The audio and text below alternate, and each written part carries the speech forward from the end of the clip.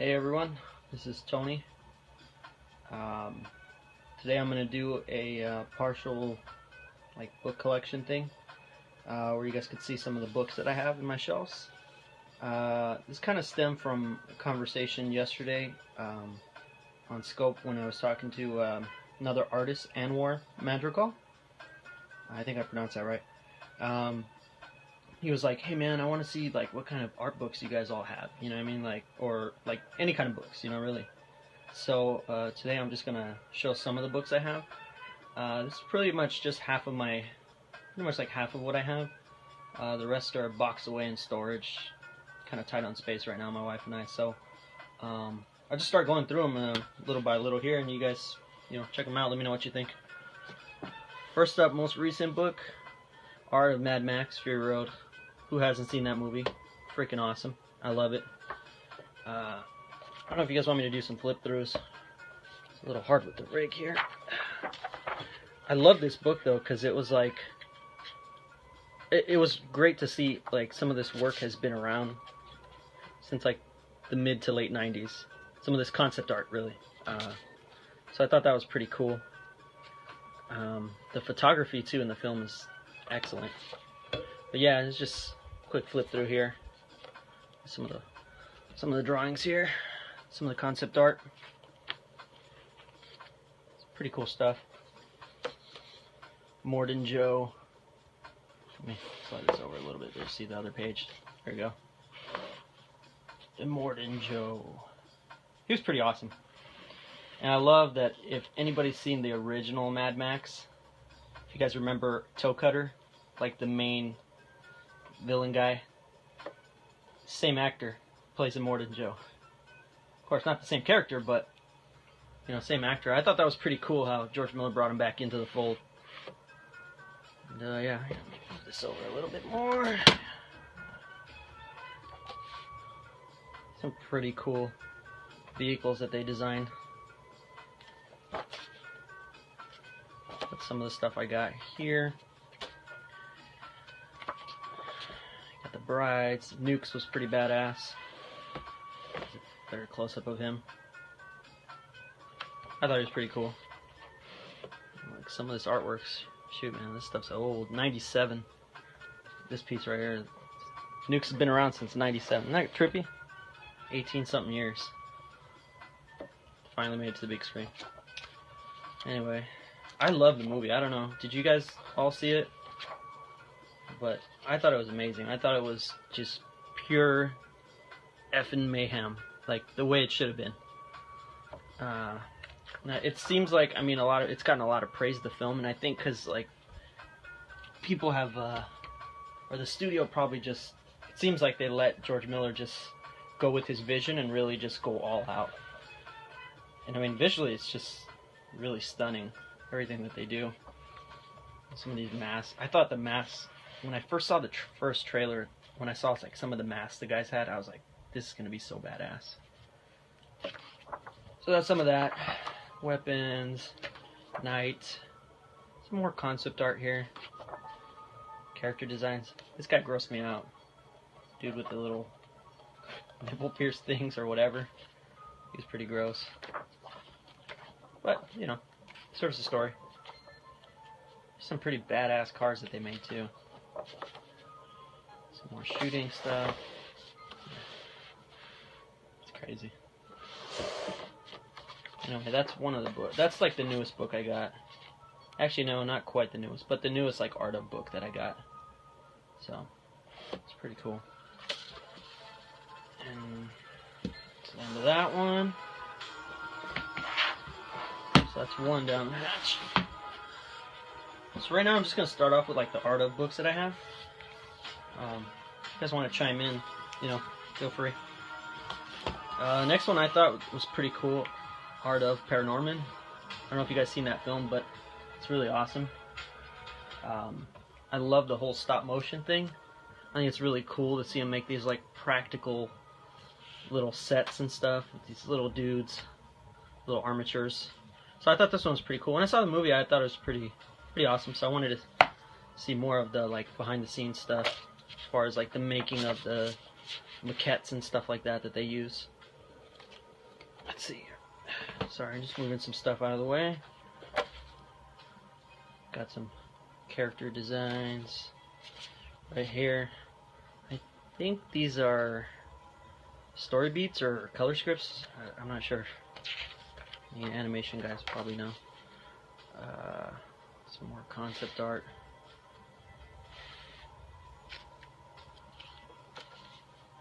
Giving the film's characters. These sculptures were really badass.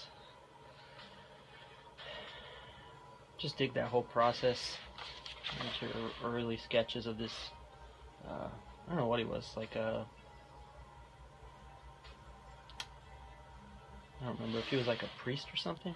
I don't know. Or no, he was like a. He was like the local politician or something like that. That dude was cool. You see how they make the little maquette heads, all the moving pieces in there. It's pretty crazy. Some Paranorman sketches. What he looked like early on. Earlier stuff. Norman. I thought he was cool. I liked his little oddball head. Those big ears sticking out. It's pretty cool. Kind of see the digital process too. This stuff is really cool. All these little faces. That's crazy how many different faces they have for just like one maquette.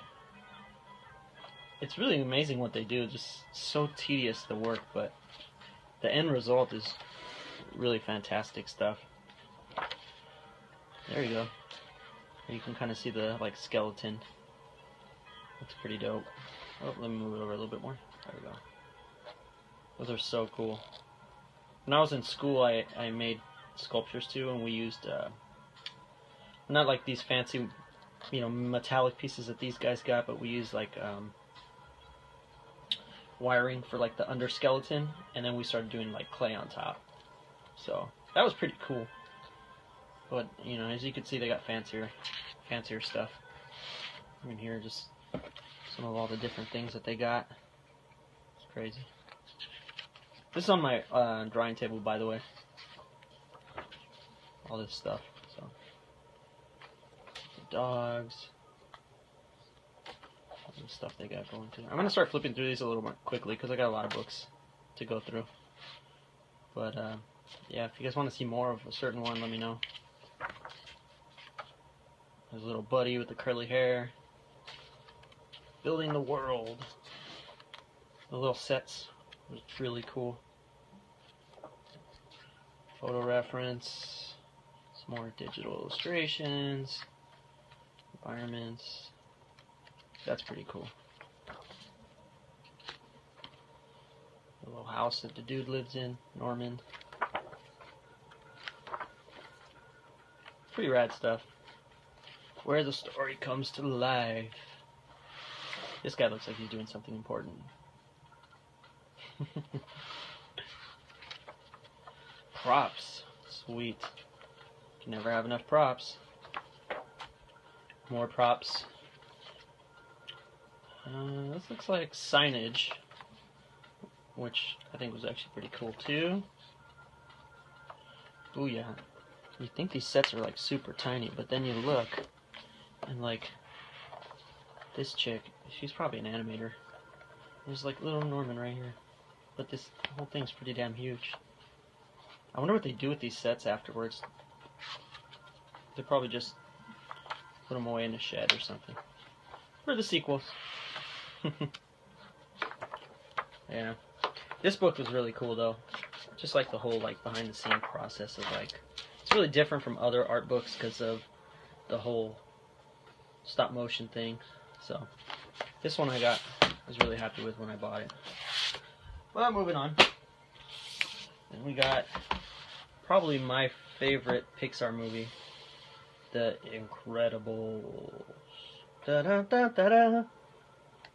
Sorry, I had to do that. Yeah. So this book too, like, I had to buy it when I saw The Incredibles the first time. I thought it was cool because the whole superhero thing, but I really loved the like retro feel of everything. It felt very like 1950s. Got a little bit of that, I don't want to say golden age, but like maybe golden or silver age comic feel to it. Mr. Incredible, the Parr family, everybody. The little baby was funny. I forget his name. I love how he transformed when damn, what's the dude's name? The bad guy. I forget. But when he turned into that little monster, when he was holding him in the air and he transformed into like a heavy rock, that was pretty cool. So yeah, Mr. Incredible. Some more maquettes. Some concept art. I love superheroes. Who doesn't? But I don't know. This one I just really dug the whole, like, aesthetically, the design of everything. I mentioned the 1950s, you know, the whole look, and I don't know. It was pretty cool.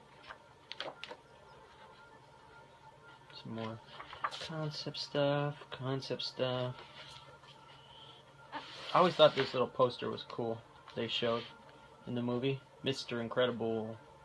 Like that patriotic hero poster is pretty cool. And then his little den room or whatever it was, that was pretty cool. But I like because he had all the like memorabilia and like nostalgic stuff up on the wall. That's right up my alley. Some old school pictures of him. Oh yeah. E, the little wardrobe design lady. Her little house. The cool thing too I noticed about the Pixar books is that they use so many different mediums. Like, sure they have like pencil drawings and digital stuff, but they also do like collage work. Like, that's pretty cool, you know? They use different kinds of mediums. I've seen like what's that called? Like watercolors and stuff like that. Like, you don't see that a whole lot on like a lot of other studios for like in terms of like the concept art stage. This page was pretty cool. Mr. Incredible's logo. And you open it up and booyah, we have a color script. And it's really long. Like, that's long. Yeah. I'm gonna close that back up, because it's really good. But, yeah. Great movie. I mean, I love Toy Story and some of those other ones. Up was good, WALL-E was good. I don't know. I just really dug The Incredibles. I'm really glad to hear, too, that they're going to make a sequel. Is anybody else looking forward to that? Like the sequel? I think they announced it already, like, for sure. We got some more concept art. So cool. The island that he goes. The robot he fought, too, was pretty cool. I don't know who the heck this guy is. Xerix. I don't remember who that is. Maybe he wasn't even in the movie. Oh, different bad guy. That's what it says. Yeah. Syndrome, that's the dude's name. I always forgot. I like that he was like the pissed off little ginger.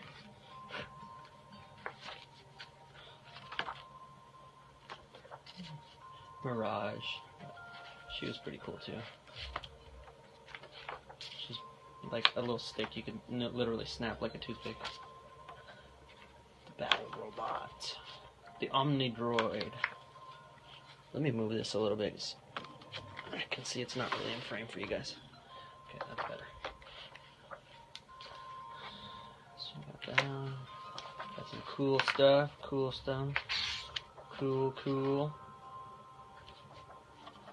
Cool stuff. I like concept art. It's really cool.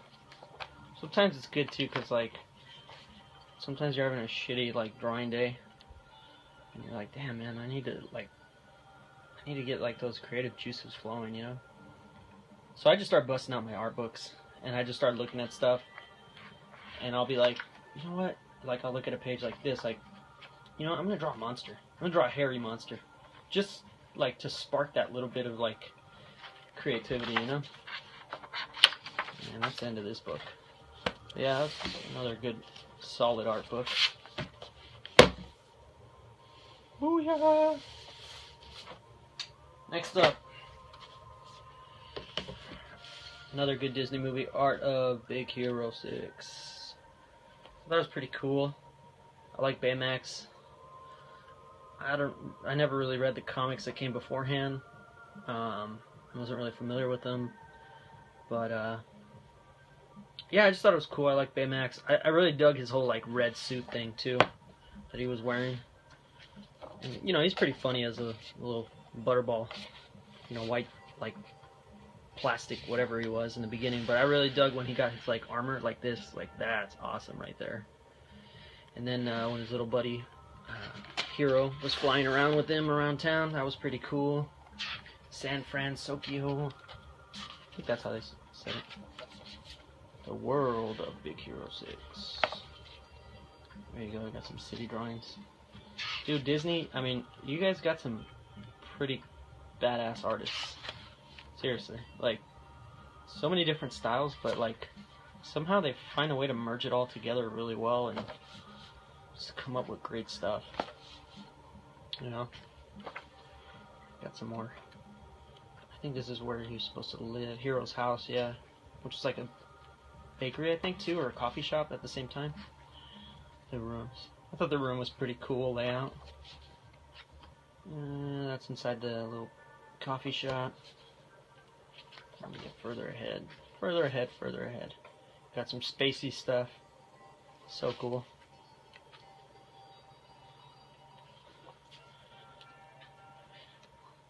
Look at that. You can never get away from anatomy. It's everywhere. Gotta have that stuff. You got some lineups here. Some of the guys. Oh, wait a minute. Is that actually...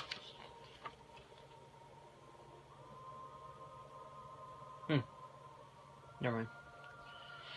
I thought these were like the comic book versions of these guys. Whatever. Moving on.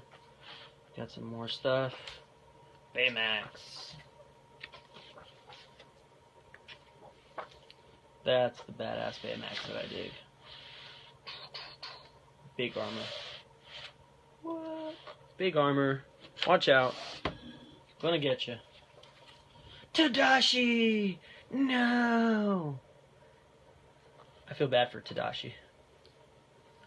If you haven't seen the movie, you need to see it, but you'll know why. I was like, no! The ants. Got some more action scenes. Really cool stuff. I did kind of like the futuristic touches that they put into the film and stuff. Honey Lemon. Cute. Fred. What's up, guys? Oh yeah, his costume was ridiculous, but I loved it. Spitting fire, I remember that. Callahan. Mr. Grumpy. This dude I thought was cool. When I saw that first trailer, I was like, what? That mask? That's so cool. And then the black silhouette is just really intimidating. I thought it was really cool the way they did that. Yeah. More stuff. The sumos. Cinematography. Ooh, pretty. More cinematography. Oh wait. Color script. There we go. And acknowledgements. Gotta acknowledge your friends. And there's that. Ah! That's another solid art book. I always dig that one. Alright, jumping from art books now, I'm jumping over to like... I only have a couple of books here on like instruction or learning or whatever you want to call it, art. This one when I was in school, pretty cool. Character animation crash course, Eric Goldberg. This was like required reading. So like, when I was a kid, I always dug animation. I always watched the Disney movies and stuff like that, and you know, just kind of studying animation, how they go frame to frame, and all this numbering and all that stuff. I actually learned what all that means.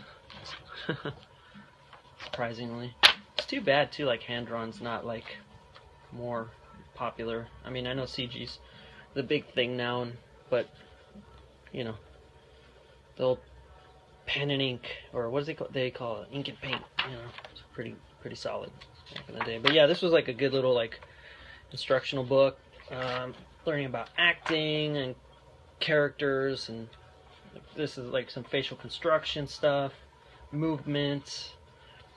There's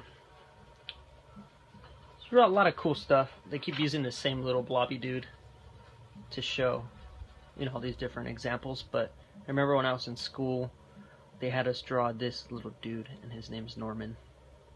And he was like simple, but like he's a good like dude to use for like hand-drawn animation. So, which I thought was fun. It was cool. It took a lot of time, but really cool result when you see him, when you like snap the pics and see the results, your animation come to life. It's really cool. But the equipment's becoming outdated. Plus, it's kind of expensive. Exposure sheet. I remember these. This is like where they figure out all the action, the dialogue, the timing, all of that stuff. The first time I saw it, I was like, what the hell is this stuff? I was like, artists use this? But, you know, it's all good. Layouts. There we go. Layouts and staging. You got all these little numbers in here. Ooh, showing all the different frames. It's craziness. I miss those days, though. Timing. Learning timing, spacing. All that stuff. It's a pretty good, solid book. I really recommend it for anybody that's like going to be interested in animation or wants to be an animator. It's really good stuff to know. Plus, even if you're not an animator, like all this stuff really does help, like characters with. You help with your characters, you know what I mean? Bring them to life more. You know, even stuff like facial expressions, posing. You know, that kind of stuff. Oh, here's some lip sync stuff. So that's pretty cool too.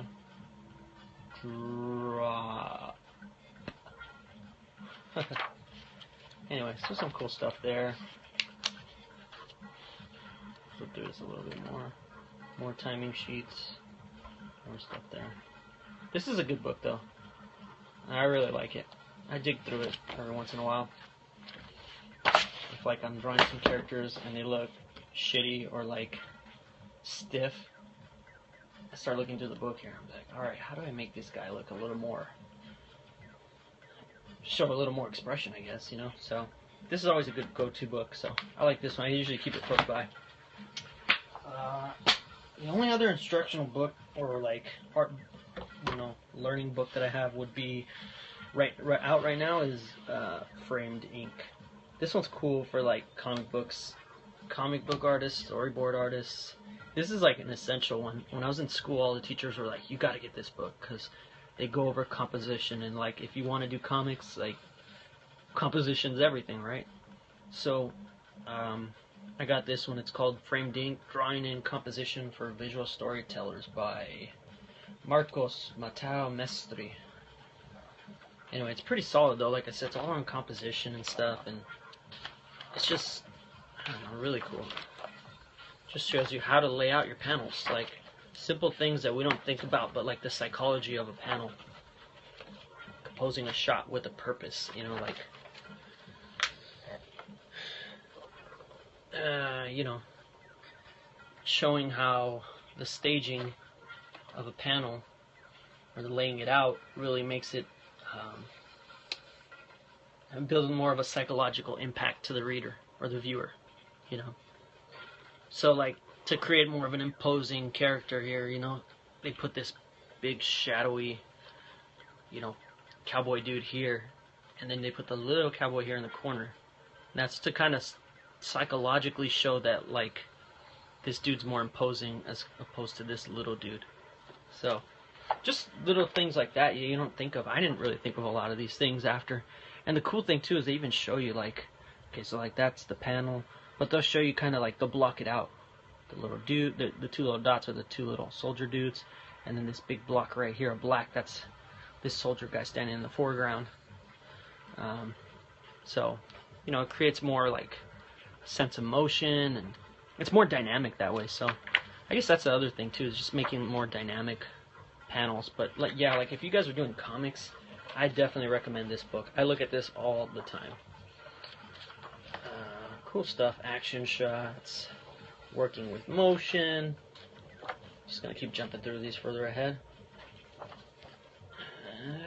What do we got here? Perspective. You know, a lot of your like core elements of drawing. So this stuff's pretty solid. I love this book. It's not that expensive too. I think it's like 15 or 20 bucks, something like that. Characters.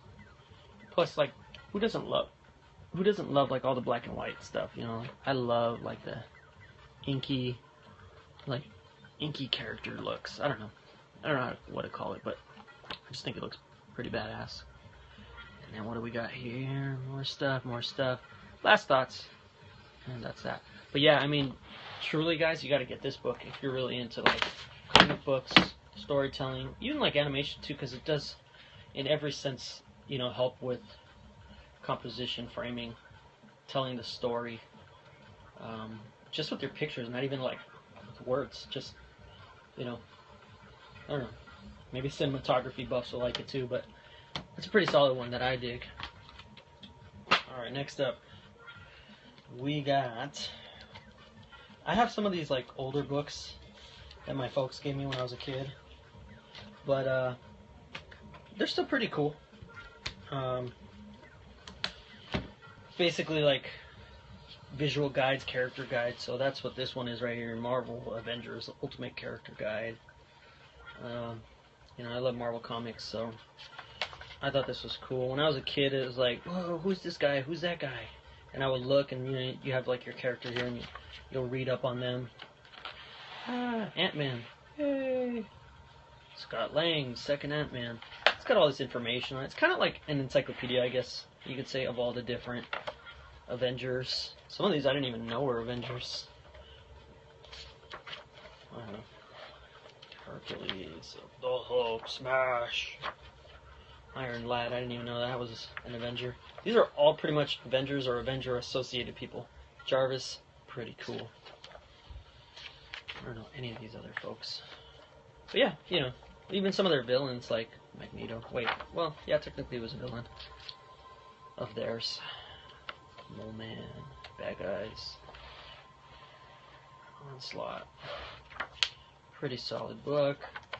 All alphabetical order. She-Hulk. Yeah, I always thought She-Hulk was hot. Anyway, moving on. More people. Stingray. This dude doesn't get enough credit. He's like one of the coolest. He has one of the coolest like costumes I've ever seen in comics. He like goes underwater with this suit. He's like a, damn, what does he do? He's like an oceanographer, and he makes this suit that like goes underwater and shit. It's kind of like Iron Man suit, but not made out of iron, and like totally ready to go underwater. And he uses those like stingray type wings to like flap through the water and stuff. Underwater, I don't know. I just thought it was pretty cool. I always dug it. I was like, who is this guy? You know, some people make fun because the costumes are like, you know, pretty cheesy, but I love it. You know, it's like a sign of those. It reminds us of those times. You know, those characters. And then you got stuff like this that's like, you know, it's cool. It's just more like, you can tell it's more contemporary stuff. Anyway, this one's cool too. I always kept this one. My folks gave it to me when I was little. I was always watching the Marvel TV shows and stuff, so I ended up, my folks were like, we'll get him this one. I always dug it. I keep it close by too. Sometimes if I'm drawing some of these characters, like sketching or whatever, I'll be like, hey, I have this book here. I can just go check them out. And I'll look them up and see like, okay, this is, you know, I need to see a picture of Hawkeye, let's just say. Oh yeah, wow, I actually just flipped to the Hawkeye page. Not even on purpose, but I landed on it perfectly. Awesome. Yeah, so just look at it more, you know, it's good for that kind of thing. So yeah, that one's kind of cool. I don't know if they still make these, but, or if they're still in print. Pretty good one. Moving along. Next visual guide, Star Wars. Sorry, I had to do that. Visual guide. Yeah, this one's cool. My wife gave this to me, I think, Christmas present a few years ago. Similar to the Marvel one in that it's kind of like an encyclopedia. It's got a lot of history too, because you know Star Wars like expanded universe has like so much backstory, and like I don't read the books to be quite honest. I've just like watched the movies, some of the TV shows, Clone Wars, stuff like that. So, but I love Star Wars. It's my absolute favorite movies. But yeah, you know, this one's got some information on the Old Republic with the Great Sith War. I didn't even know there was a Great Sith War. Cool thing though too is you get to see all these different like Sith, especially if you're someone like me who doesn't like read the expanded universe stuff, or you know, I didn't even actually start reading the Dark Horse comics till like later on, and then now they're back with Marvel, which those are good too. But yeah, you know, different stuff here. The Democratic Republic. It's got like everybody on the Jedi Council here, High Council. The blockade of Naboo. Oh yeah, Misa, everybody's favorite character. I'm just kidding. Nobody likes Jar Jar, which I feel bad for him because the dude gets so much hate. But I mean, he wasn't. To be quite honest, he wasn't the greatest character either. Anyway, more stuff here. A lot of this is from like Episode 1, which I was like 11 or 12 years old when that one came out. So when I went to see it in the theaters, I like shit my pants. Like I was like, this is so good. This is so good. And then I get out of there and everybody's like, this movie sucks. And I was like, oh shit. So yeah. But this one's pretty cool. You know, more backstory. And I think it's like chronologically in order to like everything, you know, from the beginning all the way through. And you got Grievous here, this dude, yeah. But this one's pretty cool too. It's more, I would say, informative, like informational about those books. I mean, about the Star Wars universe, instead of like pictures. And I mean, it does have pictures, but it's not really focused on the artwork. It's more on telling this backstory. The Civil War, Princess Leia. Passage to Alderaan. Now I am the master. Sorry I had to do that. Got more good stuff. Shadow of the Empire. Let me move this a little bit more. Sorry guys. There we go. See a little better. There is another. Battle of Endor. So this is pretty cool. Like visual. I mean, literally, that's what it's called on the front cover. Visual guide. So yeah. That's pretty cool. George Lucas. I know people give him a lot of shit, but I love the guy. He gave us Star Wars, you know? So you gotta respect him for that. I went not too long ago, too, to the Lucasfilm campus in San Francisco, and it was gorgeous. Beautiful campus. And if George Lucas ever wanted to hire me, I'd be down. Because I love Star Wars. Yeah, you got some more stuff here. Some costuming. Queen Amidala. Creating the Clone Wars. Even they got some Clone Wars info here. Expanding the universe. Mr. Potato Vader. That's intimidating. Merchandise, toys, and games. Yeah, Star Wars shit, they made so much damn money.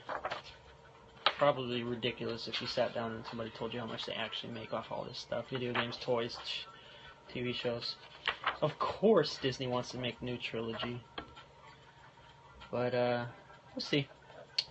I'm always of the mindset, I always love the original trilogy. And then people are like, well, you know, the older you are, it's like the people that are older, they like the originals. And then the people that are younger, like 20-somethings and younger, they like the new stuff. And I'm like, well, yeah, because that's what they grew up with, you know? They didn't know what the other ones were, like, from the 70s and 80s. So when they see them now, they're like, boring. You know, kids nowadays don't have much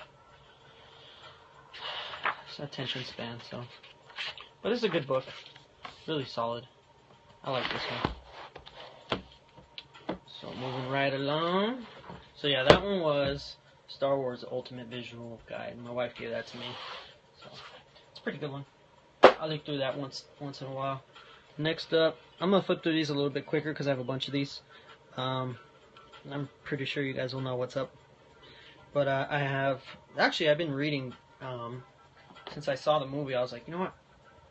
I remember when I was a kid, I used to read the Ant-Man comics, and but I didn't really have too many. And when they did this whole Ant-Man film, which I saw and I love, by the way, I was like, you know what? I gotta get the like Scott Lang books, you know, because he's the second Ant-Man.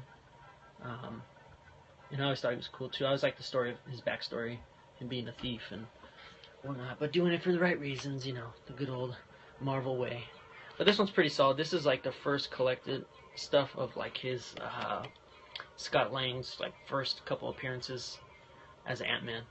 So there's actually a couple like jump in here, and they're like, we start off. Though Scott Lang would take over founding Avenger Hank Pym's role as Ant-Man, he made his first appearance 1 month earlier in this scene. And then they show you like the back, like that first scene or two where there's like, booyah, Scott Lang, Blondie. Yep, that's not Paul Rudd, but yeah, it's supposed to be him. Anyway, but then they jump in to like the actual one. And this book, this is like the first appearance of him. Marvel Premiere 47, which I've been seeing has been selling very well since the movie came out. Like on eBay, they're going for like 60, 70, 80 bucks or more, depending on the condition. But yeah, it kind of follows the movie somewhat. I mean, he steals the Ant-Man suit. In the comic, he's trying to help his daughter who's sick. So that's why he steals it. More noble cause, I guess you could say. But yeah, this is supposed to be Darren Cross, right? The bald dude from the movie, the bad guy, right? Like this big bulbous dude. But then they start telling his backstory about how he got like all big and blubbery. Kind of reminds me of Grey Hulk, like bulbous. Anyway, but this one's pretty cool. It's got some like Iron Man issues in there too, which I'm a huge Iron Man fan. He's probably my favorite superhero actually. And I've been reading this about halfway through now. Yeah, my little bookmark. Anyway, yeah, I've been reading this one lately since the movie came out. It's good stuff. You know, it's got that 70s, 80s feel. So if you guys like Silver Age books, Bronze, you know, it's kind of got that style going on. But this one's good. I've been reading that one lately. And then some of the other stuff I'm just going to jump right into is going to be boom, Hellboy. Mike Mignola is my favorite comic artist of all time. I love his just use of light and shadow and just it's beautiful. And I love because he was the first one that when I looked at his stuff, I was like, wow, I don't have to, like, when I was a kid, I wanted to draw comics. Still actually do. But I remember there was like, everybody had the big, huge muscles, and like, I was like, wow, like you can. Then I saw Mignola stuff, and I was Hellboy, and I was like, wow, you can actually make comics, and they get printed, like, and they don't even have to be like these huge, anatomically correct, you know, things. And I just feel like I gravitate more towards this stuff. So this is like Mignola's. This one's Masks and Monsters. So Batman's in it, Starman, who's pretty cool, and the Ghost, who's also pretty cool. But I just always dug the style of these. Plus, you know, they're fighting Nazis. You know, who doesn't like that? Anyway, that's a pretty good one. So I'm not going to flip through all the pages because, I mean, it's essentially sequentials, and I'm sure you guys will get bored of that. But just wanting to see the books themselves. So there's Hellboy, Masks and Monsters I have. And then, got to start all the way back old school. Hellboy, first one, Seed of Destruction, which was pretty badass. Set the stage for everything that came after. And if you saw the first Hellboy film, there's a lot of elements from this film, or from the movie, that are really taken straight from the comics. And I mean, Mignola, I mean, when he started, he was doing covers, interiors, writing. No, actually, I think John Byrne helped him write this one, if I'm not mistaken, the first one. Yeah, John Byrne helped him out. And like now he's so prolific, he doesn't even have to draw interiors. But I'm glad to see he started to come back to it after a while. And there are some other good artists too, you know, that would draw his books while he would write them. But I really feel like, actually the only one I really dug was like Duncan Fegredo. His was pretty cool. But I'm glad to see that Mignola's back at it, doing interiors again too. So this one's the one that started it all. I read this one I got this one a few years ago. I read it all the time. I like come back to it. Like visually, it's just stunning. So I always come back to that one. Take a look. And then, what did you? What you guessed it? More Hellboy. Darkness Calls. I thought this one was cool. As I mentioned, Duncan Fegredo. I think I said that right. I love his art style because it's really in tune with what Mignola's style is. Like, I just feel like, even though it's not exactly Mike's style, it's like right in that same realm. It's beautiful too, the stuff he does. Plus, these are great stories. I love anything like monsters and stuff like that, creatures of the night, mythology, and I mean, these are some really boom action-packed panels and stuff. So it's really good stuff to like reference, at least for me. So I always jump back to that one.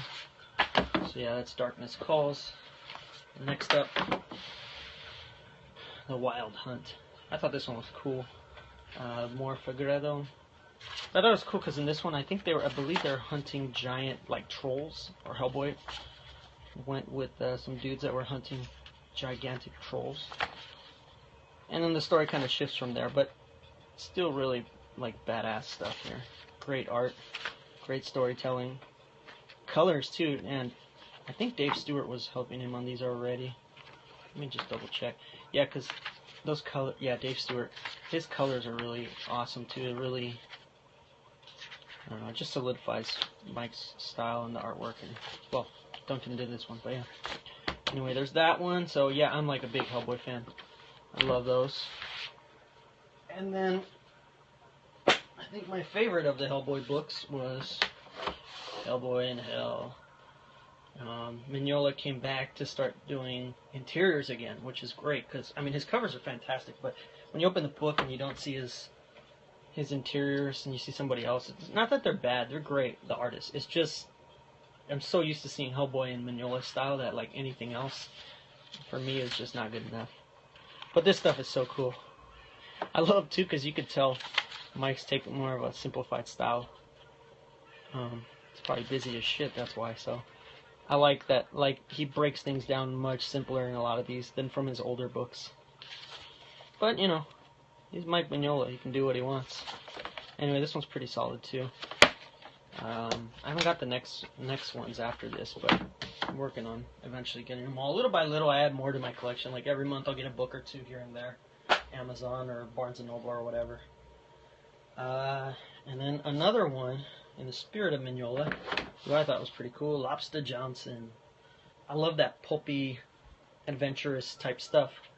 Tie in some occult type things into this book. If you haven't read it, Lobster Johnson, he comes out in the Hellboy books earlier on. But this one's cool. Lobster Johnson, he's like a crime-fighting guy. He's kind of in that same spirit of like The Shadow and The Spirit and those kind of guys, you know. And it's like set in the, like, I believe I want to say the 1940s, San Francisco, New York type thing. So they've got that old school pulp noir feel to them. And you throw in some occult stuff and mythology, and then you're cooking. But yeah, this book is really awesome too. I love it.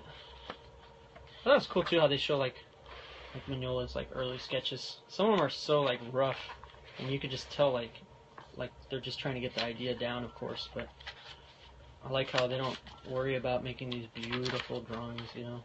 But this stuff is cool. It's really inspiring. So I'll look at it when I'm like doing character designs or something, and I'm like stuck. I'm like, I need some inspiration. So then I'll start flipping through this one. Actually, the Hellboy books too, they have some of the early sketches. Some of those characters and designs and whatnot, monsters. But yeah, that one's cool. Next up, Thief of Thieves, Volume 1. I'll be honest, I got this book because a friend told me to, that they recommended it, and I got about halfway through and I just honestly got bored of it. It's not my favorite. I don't know if you guys like Thief of Thieves. I just kept it. I mean, nobody really wanted that I know of, so held on to it. But it's kind of like a thief type, what are they called? Heist. Basically like a heist film, but in a comic format. It was alright. It just didn't strike my fancy, you know? So I have that one still. But this is Volume 1. I didn't bother getting the other volumes. If somebody wants to take this off my hands. please do so by sending me a big check with lots of monies. Thank you. Anyway, moving on. Next up, this one's cool because my dad gave this to me too, and a lot of these books, as you'll find out, come from my dad or both my parents. My dad was an artist too, or is an artist, so he naturally gravitated towards the same things I did, and we both dug Batman, the greatest stories ever told. These are pretty old, but I really dig them. I think these came out in the 80s, late 80s. But it's pretty cool. It's got some of the older Batman stuff, and as what they say are the greatest stories ever told of Batman. So this stuff is cool, but oh my gosh, they're so like the bubbles are like so humongous. Look at, there's Joker, like really tiny, and another one really tiny, and there's the Penguin, and like these huge, humongous bubbles. I'm like, oh my god, they're cool, but they're just sometimes they're a little like taxing to read. I don't look through this one quite as much anymore, but it's still a really good book. I love too because when I crack it open, it's got that old library book smell to it. You guys know what I mean. But yeah, this is a good one too. Pretty solid stuff. But yeah, this one's, you know, near and dear because my pops gave it to me. So he loves Batman too. So he gave me this one. What year did this come out? It doesn't say. Anyway, so that one's pretty cool. Next up, we got. I'm just gonna go through this, do all these at once. But we got Uncanny X-Men. Yay! The new team. I'm a huge X-Men fan. I grew up with the animated show when I was a kid. I love the shit out of that. I just started buying these up one by one. So this is like the early books. Wolverine, Colossus, Storm, Nightcrawler, the Banshee. The multinational team steps in and joins up with the X-Men, so... Or, they're like the new X-Men for a little while. This stuff's cool though. I really like the bright colors, just very, you know, eye-popping stuff, I guess you could say. In this issue, an X-Men dies, which if you haven't read is, I believe it's Warpath. No, not Warpath. Damn, what's his name? I always forget. Oh, see how important Thunderbird. There we go. Thunderbird. Dude gets the kibosh. But yeah, this stuff's good. You know, like the original X-Men stuff. I really just have a soft spot for this stuff. I know it's, you know, not as cool and edgy and grungy as the new stuff. But I really love this like sense of wonderment and stuff. That's kind of what I'm going for in my own comics that I'm working on. Is like stuff more in line with this, not like this newer stuff, which, like I said, it's not bad. I love that stuff too. I buy those comics as well, but I really gravitate towards this stuff more. So, this is the first one. This is like the first, I don't know, like 10 issues or so. First like 10. Yeah, something like that. Of that new one. I believe it was in 1975, Giant Size X-Men. So that's the first one. And then I grabbed the second one, which I believe the Phoenix comes out in this one. Pretty cool shit. Pretty cool shit. Whoop. Creature box bookmark. There we go. Gotta leave that there. That's where I left off last. You guys ever check out Creature Box artwork? Their stuff is fucking amazing. So, but yeah, that's my little bookmark of theirs. Yeah, that's that one. Second of part 2. And then I got number 3. Let me move these out of the way. Number 3, that's when they go out and face Sauron. Sauron, I think his name is, and forget. Damn, I have really bad memory. I'm sorry, guys. I forget names like easy as fuck. But I think it was the Badlands they went to. The X-Men. Anyway, this stuff is good too. I think they take on the Brood here, if I'm not mistaken. Yeah, good shit. Good shit. So, that one's another good one. Number 3. And the last one I have of the X-Men books is number 4, and I don't really remember. I haven't read this one in a long time. I don't remember exactly what evil they faced, but it's a good one too. Good shit. Any X-Men fans, I would think anybody that's a fan of the 90s show, I'm sure they'd love these. But yeah, solid shit. You know, the Dazzler, first appearance of the Dazzler. So 80s. But cool. Anyway, that's that one. So that's all the X-Men stuff I have right now. Those are always really good. And jump over to the more dark and brooding stuff. Batman Year One, Frank Miller. Awesome book. Everybody loves the Frank Miller Batman stuff. I do too. Dark Knight Returns, all that stuff. It's good. Year One is pretty solid. I just started reading it again. I tend to do that. I'll read a book and then I'll like come back to it like 6, 7, 8 months later. Or maybe the next year. I don't know. Like I always tell my wife, I don't want to be one of those people that just like reads the book one time and puts it away in a box or in a shelf, never to be read again, just collecting dust. I just feel like that's stupid. So I just like to reread them again. I do that with regular like books too. But this one's a really solid one. Batman Year One. If you're a Batman fan, this is an essential book. So, got that one. Pretty solid. With the popularity of the Netflix Daredevil show, I had to start rereading this one again. I bought this like a few years ago. But I thought it was... I'm sorry, actually I got this one last year. I got a different one a few years ago. But yeah, I had to reread this one, especially Frank Miller's Daredevil run. It's critical acclaim, good stuff. Really brings that dark edginess to New York, and the whole Daredevil books weren't selling well before, and then he takes over and everybody knows the story. It just blows up huge. And then a lot of the Netflix shows based on this stuff. So it's really solid. I mean, they show his like first early book. This is like the first volume, but it shows his like first early stuff, and it gets into like the darker shit. So, but here's Elektra. Anyway, it's pretty cool. Bullseye, Battle of Bullseye, Kingpin, all that stuff. I love the Netflix show, by the way. I'm excited about John Bernthal as the Punisher next season. That's gonna be badass. Plus, they're getting Elektra here. Badass. I don't know. Any of you guys watch that show? Netflix, Daredevil on Netflix? It's okay. I'll talk to myself. It's fine. Anyway, there's that. And then pretty much this last stack of books I got here is pretty much artist books, like sketchbooks and drawings of from other artists that I really love. So let me just start out. First one here, Jake Parker drawings. This one was cool. I backed his Kickstarter. Jake Parker, he does really cool artwork. I'm sure if you guys look him up on social media, you'll see all of his badass stuff. His Instagram, off the hook. But I backed his Kickstarter. I think it was like 2 years ago, 2013. But he had a Kickstarter campaign, and it was for this sketchbook of his.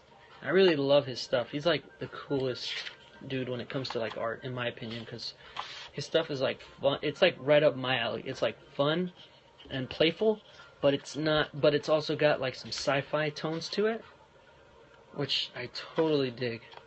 You know, instead of like the really dark and like, you know, Halo type sci-fi stuff, he's got like more of this like fun and playful stuff, but still badass. You know. So this is like his sketchbook that he did. Just showing all the different things that he does, and I love the looseness. I love the feel, because it's like, it is essentially, I mean, these are literally scans from his sketchbook. So you just feel the line weight, the movement, you know. It's really cool shit. He draws the best fucking robots, too. On top of that, I draw a lot of robots, but he draws way better robots than me. Better than most, I'd say.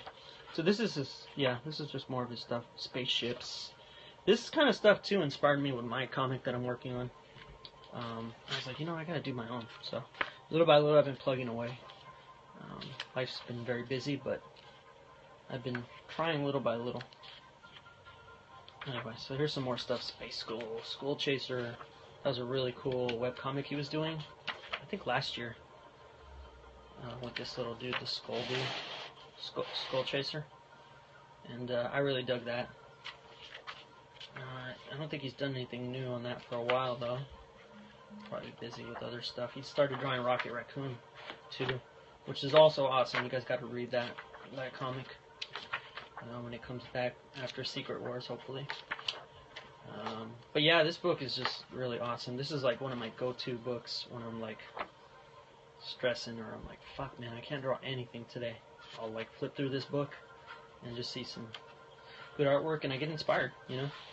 And Jake, he's like a really cool guy. He's got great YouTube channel. He's really good about interacting with like fans of his work. So he's a cool dude. And then this one is actually part 2 of his drawing books.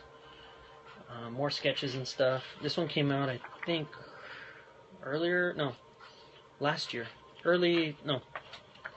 End of 2014, I think, or beginning of 2015. Anyway, this is just more of the same, but this is newer work. So, like, he's got some freaking badass stuff here. It's really inspirational, but robots, aliens, monster creatures, just all kinds of good shit, you know? Aliens. Very Dr. Seussian kind of stuff. But yeah, this one's really cool too. I mean, every time Jake does a book, I'm like so stoked. I'm like, okay, where do I buy it? How much is it? Like, I don't even actually care how much they are. They're as soon as they come out, I want them bad. So, if you guys don't know him, look him up, MrJakeParker.com, or on social media. He's really badass. And then the last one I'll go through of his real quick is Inktober. Not sure if you guys participate in that. I do. In October, Jake started this challenge where you just basically 30 drawings in 30 days, or 31 drawings, 31 days, and 31 ink drawings, I should say. And there's really no rules, just try to crank out as many as you can. I try to do all 31, some people can't, but I even just try to squeeze it in if it's late at night before I go to bed. I try to squeeze them in. It's kind of fun, but this book, he collects like his Inktober stuff from I think 2013, excuse me. So these are his ink drawings. So there's like 30 something in here. I think he did one for every day. Some of them tell a story. Some of them are just standalone stuff, robots. This was pretty cool. The little hamster guys taking on the dogs and the dinosaurs. Really cool shit. But this one's a really short. Like, this is a really thin little book. But Jake, man, he does, as I said, solid shit. But yeah, if you guys don't know what Inktober is, look on social media in October, and you'll probably see this little logo floating around. But yeah, a lot of people participate in this. This is like a big thing now. So I love it. But this is a great book of his. Okay, no more Jake Parker. Moving on, we got Sean Galloway. This is first book 1 in the Bastion 7 series of his. He's another cool artist. His stuff is very kid-friendly, I guess you could say. I don't know if I want to say like anime, but it's like really cool shit. So I like the layout of this book too. It's like landscape instead of portrait style. So comic. So this is really cool. I just got this recently, actually, from his Kickstarter campaign. But his work is fucking awesome. I think he's from San Diego too, if I'm not mistaken. So another local guy. Pretty badass. But yeah, this one's really cool. I love this book. Oh, did he do a sketch in here? Looks like it, huh? I didn't even notice that. That's so cool. Yeah, so he did a sketch in that book too. This one's really cool though. The Bastion 7 stuff of his is like real popular. And there's the front cover again. Stuff's really cool. And then when I got that, he actually sent this little Octa Cheeks. It's like a little sketchbook, I think, of his. Just some more of his stuff, like looser, unfinished stuff, but still very cool. And he threw that. I think he threw that in with the whatever Kickstarter reward level that I backed. So it's pretty cool. Cool little stuff. More inspiration, you know. Artists is like, I love seeing like any of those artist sketchbooks, Kickstarter art books, stuff like that. I think is really awesome. And I got a couple more. I got like 2 or 3 more, guys. Bear with me. This one's really cool. Alien race, visual development of an intergalactic adventure. This one's with Scott Robertson, who does really cool like sci-fi stuff. He does he does like kind of industrial design type stuff where there's like really fancy renderings of cars and like futuristic spaceships and stuff like that. So he does shit like that. It's really cool. But this book I bought, his like design studio printed these out. So I bought this one. It's basically about intergalactic like aliens that race creatures. So I think it was with some students of his or people that were working, like, I don't know if they were interning, but at his studio. But they basically like said, hey, let's do our own project, like own IP, and let's just come up with all the concept stuff for you guys' portfolios, basically. So they just started cranking out all these ideas of different riders that ride these monsters, aliens, alien type things. So this one's really cool. I love how beautifully everything is rendered in these. So cool. Pencil sketches are off the chain. These guys are really good digital painters too. I am not the greatest of digital painters, but you know, I try. But this stuff is like really cool, really inspirational. More aliens, riders, more alien riders, and then you'll see pretty soon some of the ones that they ride. Here we go. So this is like some of the early sketches. These are some of the stuff that they ride. This shit's so cool. Like a toad, mantis type thing. You have all the different creatures.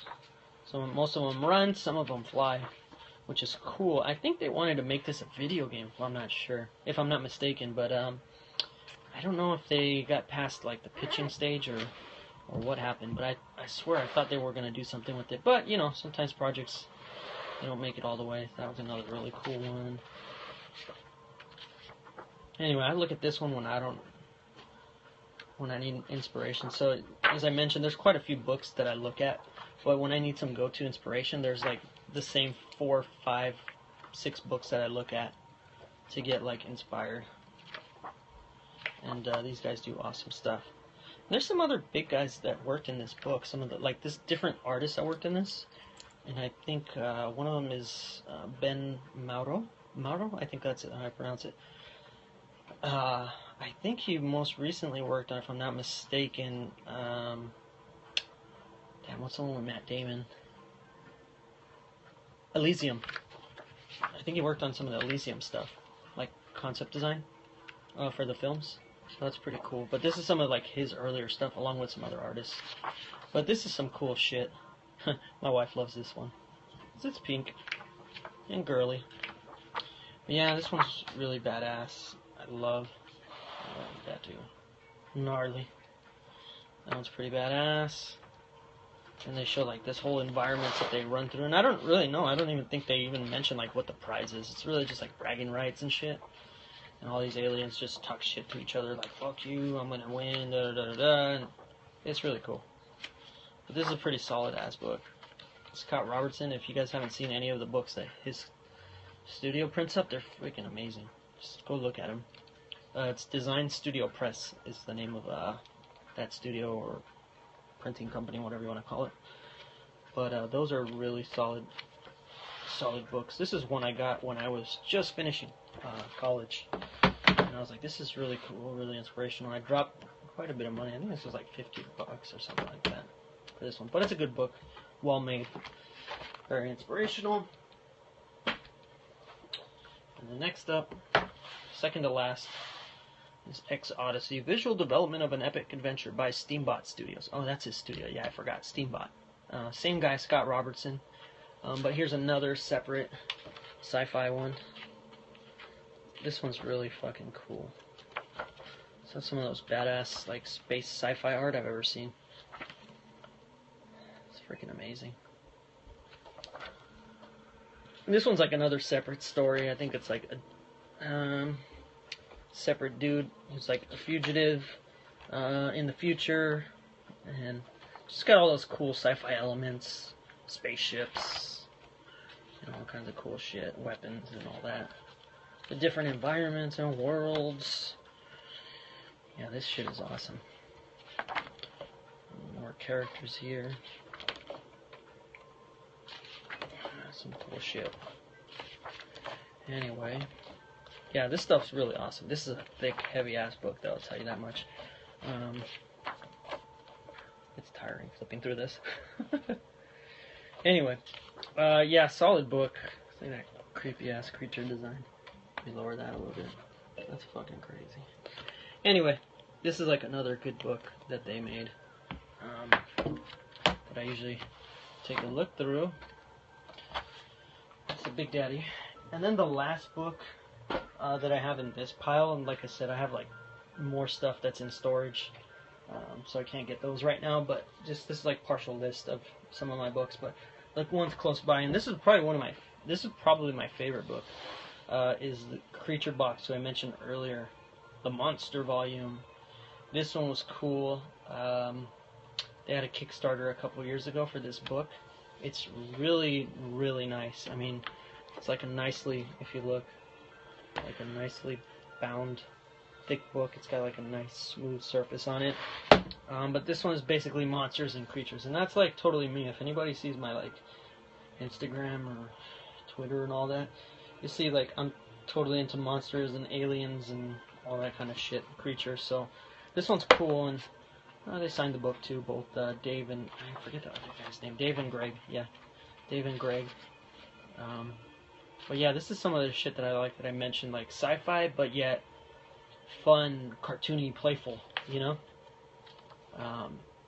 So this stuff is really freaking awesome. These guys are like, probably like they're not the greatest artists in the world, I would say, but I mean, I think that their stuff is really solid, and I'm not trying to do a disservice to them, but when I think of like the greatest art, I'm like comparing to like the Boris Vallejos and the Frank Frazettas of the world. They're like master artists. So, but yeah, these guys, they're probably my favorite right now.